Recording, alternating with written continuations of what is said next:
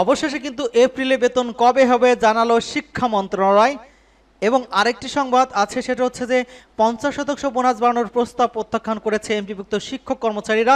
সেক্ষেত্রে কি আরও বোনাস বাড়তে পারে কিনা সে সম্পর্কে আজকের ভিডিওতে পুরো আলোচনায় থাকবে।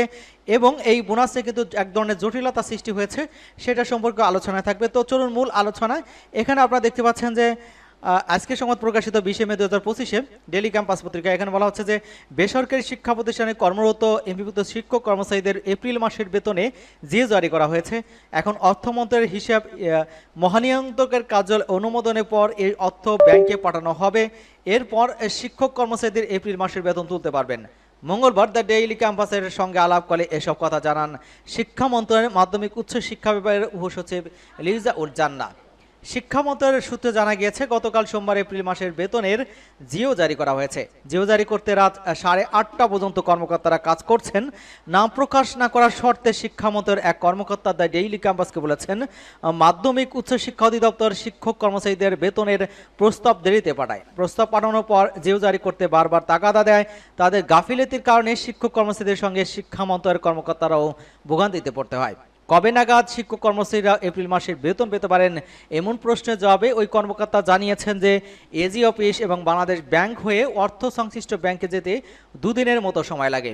সেই হিসেব অনুযায়ী আগামী বৃহস্পতিবারের মধ্যে শিক্ষক কর্মচারী এপ্রিল মাসের বেতন ভাতা পেতে পারেন। কোনো কারণে সেটি সম্ভব না হলে আগামী সপ্তাহের শুরুতে তারা বেতন ভাতা পাবেন। জানা গিয়েছে, সরকারি কর্মকর্তা কর্মচারী ইএফটির মাধ্যমে বেতন ভাতা পান।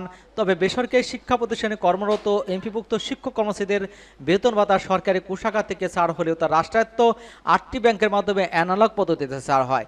এই অর্থ তুলতে শিক্ষকদের নানা ভোগান্তিতে পড়তে হতো। এর পরিপ্রেক্ষিতে গত 5 অক্টোবর বিশ্ব শিক্ষক দিবসে ইএফটিতে বেসরকারি শিক্ষকদের এমপিএর বেতন ভাতা দেওয়ার ঘোষণা দেয় শিক্ষা মন্ত্রণালয়। প্রাথমিক বেসরকারি শিক্ষা এমপিভুক্ত স্কুল কলেজের 209 জন শিক্ষক কর্মচারীর অক্টোবর মাসের এমপিও ইএফটিতে ছাড় হয়। পরবর্তী সময় গত 1 জানুয়ারি 1,89,000 শিক্ষক ইএফটির মাধ্যমে বেতন ভাতার সরকারি অংশে টাকা পেয়েছেন এবং দ্বিতীয় ধাপে 67,000, তৃতীয় ধাপে 84,000 এবং চতুর্থ ধাপে 8,200 এর অধিক শিক্ষক কর্মচারী ফেব্রুয়ারি এবং মার্চ মাসের বেতন পেয়েছেন। তবে তারা এখনও এপ্রিল মাসের বেতন ভাতা পাননি। ইতিমধ্যে কিন্তু এপ্রিল মাসের বেতনের জিও জারি করা হয়েছে এবং চলতি সপ্তাহে তারা বেতন ভাতা পেতে পারেন। এবং অন্য আরেকটি সংবাদ, সেটা হচ্ছে যে 50% যে বোনাস ছাড়া হয়েছে সেটা নিয়ে প্রত্যাখ্যান করেছে এমপিভুক্ত শিক্ষকরা এবং মূল বেতনে 50% বোনাস বৃদ্ধির সিদ্ধান্ত প্রত্যাখ্যান করেছে এমপিভুক্ত শিক্ষক কর্মচারীরা। রোববার জাতীয় প্রেস ক্লাবের সামনে আয়োজিত অবস্থান কর্মসূচির সিদ্ধান্ত জানান শিক্ষক সমিতির সভাপতি ও অধ্যক্ষ শেখ কাউসার আহমেদ। এর আগে শিক্ষক জাতীয়করণের দাবিতে মাধ্যমিক উচ্চ শিক্ষা অধিদপ্তর ঘেরাও কর্মসূচি পালন করেন তারা। সেখানে অধিদপ্তরের সঙ্গে ঘণ্টাব্যাপী বৈঠক শেষে আবারও তারা প্রেস ক্লাবের সামনে অবস্থান কর্মসূচিতে মিলিত হন।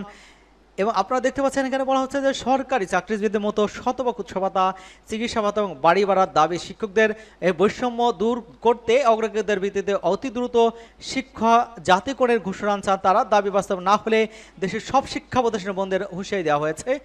এবং আরেকটি যেটা বলা হয়েছে যে বৈঠক ফলপ্রসূ হয়েছে বলে জানিয়েছেন শিক্ষক সভাপতির অধ্যক্ষ কাউসার আহমেদ। তিনি বলেছেন, আমাদের এপ্রিল মাসের বেতন ছাড় হয়েছে, আগামীকালের মধ্যে সবাই পেয়ে যাবেন। তবে আমরা শুধু শিক্ষকদের বোনাস বৃদ্ধি চাই না, আমরা শিক্ষক কর্মচারীদের সবার শতভাগ বোনাস বৃদ্ধি চাই।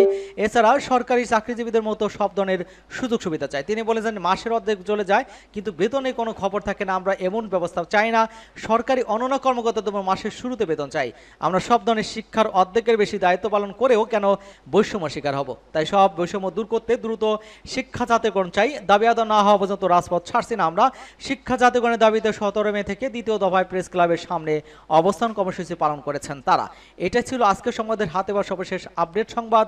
আশা করি আপনারা বুঝতে পেরেছেন এবং পরবর্তী সংবাদ পেতে চ্যানেলটি সাবস্ক্রাইব করে আমাদের সাথে থাকুন। সকলকেই ধন্যবাদ।